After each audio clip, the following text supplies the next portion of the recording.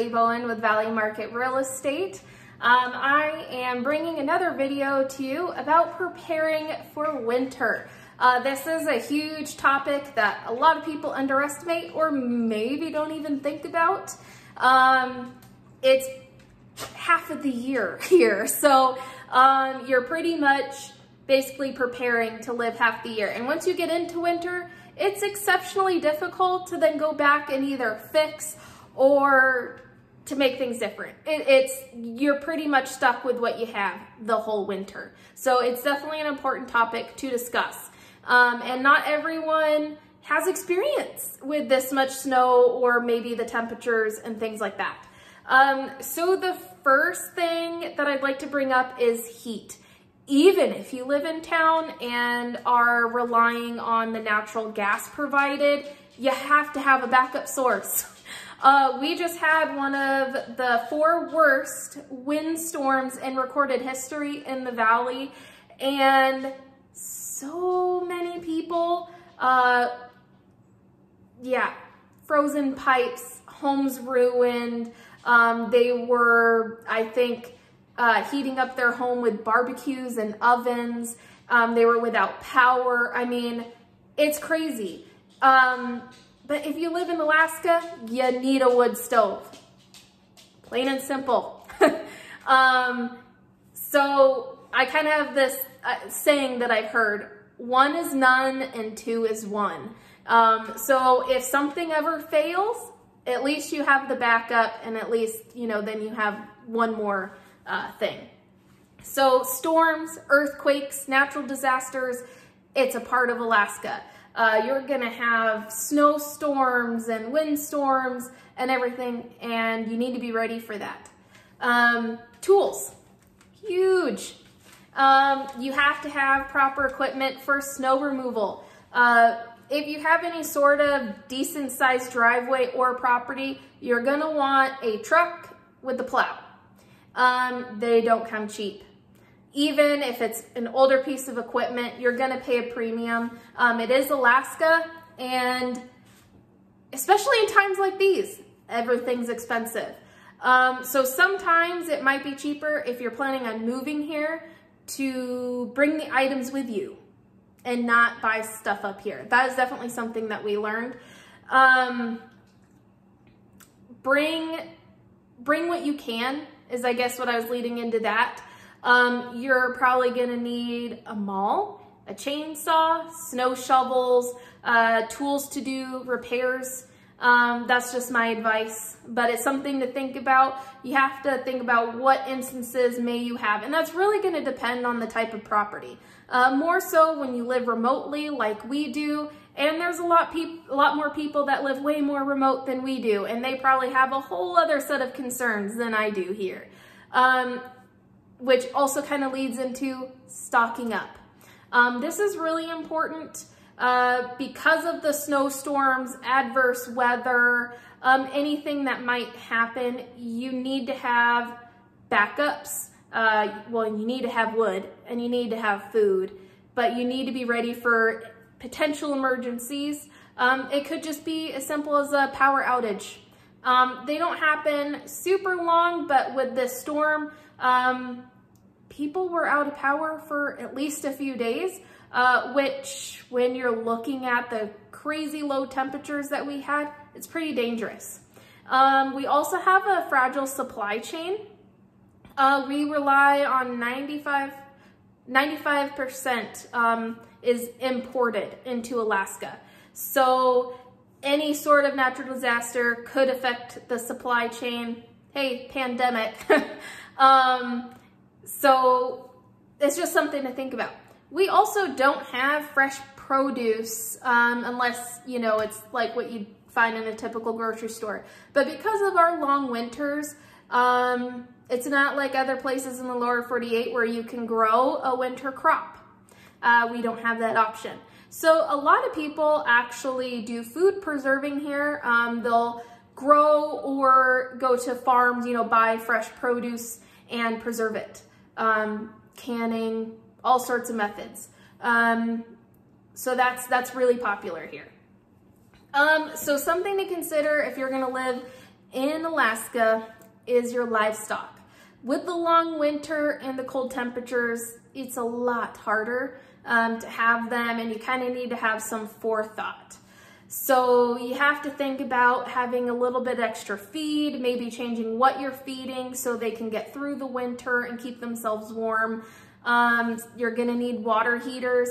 If you don't have, say if you're off grid or don't have the ability to have power where your animals are, you need to be sure that you're okay bringing warm water to them multiple times a day, because it will freeze very quickly. But on that same hand, we don't actually recommend doing heat lamps in your barn, chicken coop, whatever it may be. If you lose power and you don't have a heat lamp, your birds aren't acclimated to those temperatures or whatever your animals are, and that's going to be harder on them, and a lot of people experience loss that way. It's better to just allow the animals to be acclimated to those temperatures than trying to warm up whatever shelter that they have. So just things to think about. We also, because of our short growing season, and we do have people who grow hay and some of the food and grains locally. So that's good, but it's going to be a lot more expensive than in the lower 48. We basically pay a premium here to have animals, so you really have to have it make sense to keep your animals year round and be able to feed them. So making sure that you buy enough hay, because it might not be available to last you all winter. So another thing, if you're not used to long winters, is thinking of things to occupy yourself. What hobbies can you do in the middle of winter? You know, you knit hats, or, you know, read books. But it's also important to still go out and enjoy outside, even in the dead of winter. Going for walks, snowshoeing, ice fishing, skiing, maybe snow machine. There's lots of options, but it is important to get out there and, you know, do stuff, enjoy. My first year, because I was used to a very humid and kind of mild climate, you do have to acclimate to these colder temperatures, and there's lots of ways to do that. But just know, if you kind of come from something similar, you might experience some discomfort with your lungs. So it's important to wear, you know, like a face shield, because that'll warm up the air that you're breathing. I did actually get frostbite lung the first winter I was here, because I was outside, really cold temperatures, you know, hiking glaciers, and snow blowing the entire driveway for hours on end. It'll get to you. So the winter time for me, I definitely find myself, that's when you do home projects. So we painted the inside of our home one winter, or you just kind of do things like that, because let's face it, the summertime, you're way too busy to be inside doing things like that. So another thing is having good clothing. I can't stress this enough. If you're out working and being productive and doing things, you need good clothes. Carhartt is one, obviously, that I have a lot of. You have to have something rugged and durable. But as far as heavy duty, for really negative temperatures, I have to say the thing that I have found to be the most helpful is the Army surplus stores.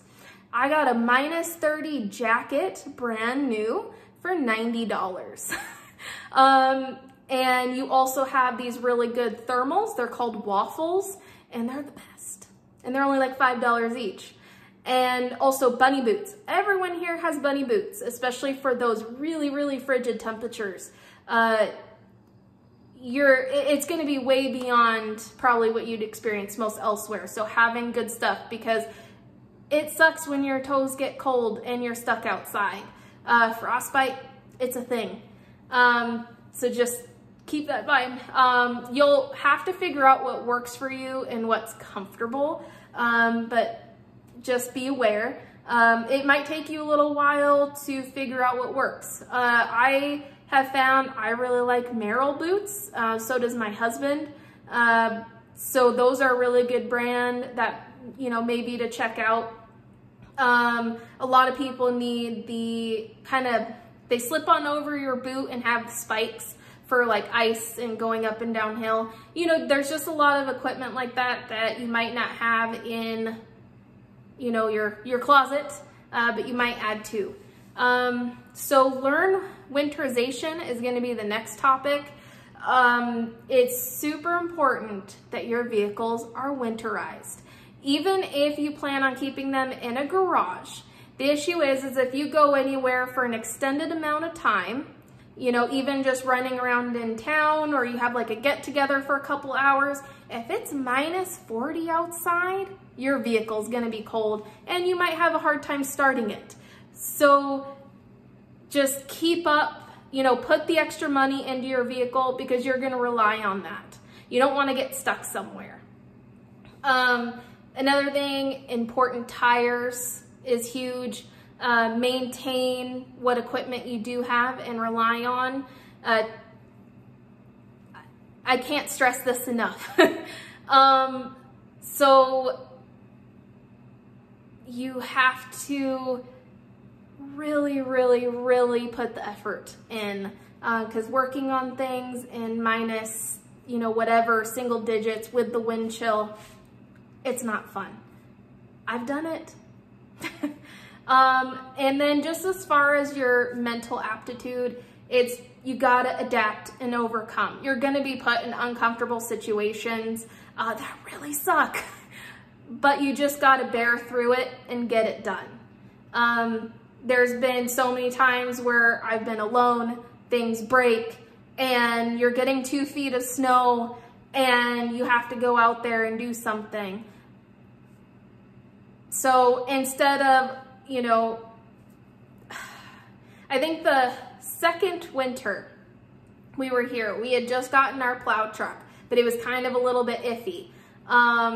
And we even had a quad with a snow plow, and sometimes that can be a little iffy. Like, there's been times when 1, 2 things break and the only thing that's left is a little itty bitty snow blower. And we have a 1/4 mile driveway on a hill, and it takes a minimum of like 4 to 6 passes, maybe up to 8 if you really want to keep things wide.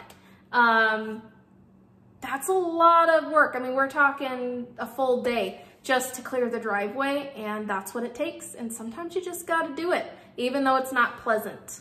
So, and as far as another thing on preparing for winter, if you don't come from an area that gets snow, you're gonna learn quick. And it's okay to ask questions, to, you know your neighbors, your community, and learn from what they have to say. So that way, you know, you can instill that on your own property. And most of the time, your neighbors are gonna be more than happy to help. So just, it's okay to not know and to not know what you're doing, but you got to go out there and do it and give it a try. I kind of have this fear of like the unknown and doing it badly or incorrectly. But honestly, you just have to go out and learn. So, you know, I graduated from, I didn't know how to plow with a quad. You do it long enough, you really get good at it. And then it was like graduating up to an actual plow truck. It's a little bit uncomfortable at first. It's a lot bigger. You can't see as well as you can on a quad. It's just a different learning curve. Well, now I do that just fine. You have to be willing to have failures, which really aren't failures. They're just lessons. But you got to go out there and do it. And as intimidating as it might be, you know, our driveway, no one likes it. No one wants to plow it. But I've definitely learned the technique with enough practice and you'll be fine. So, and with that being said, if you run into a problem where you need help and you have some good friends, good community, don't be afraid to ask for their help if something happens, but also don't take that for granted and abuse that privilege. That is something that I've seen be kind of common with, and people will sour to that. But for the most part, everyone's really happy to help. So I hope these points that I made on preparing for winter are helpful to you. I'm sure there is a ton more, but it's hard to condense all of, what I could talk about into one little video. So if I missed something or you have questions about preparing for winter in Alaska, please don't hesitate to ask. I'm happy to help as much as I can. Granted, my experience, it's just mine.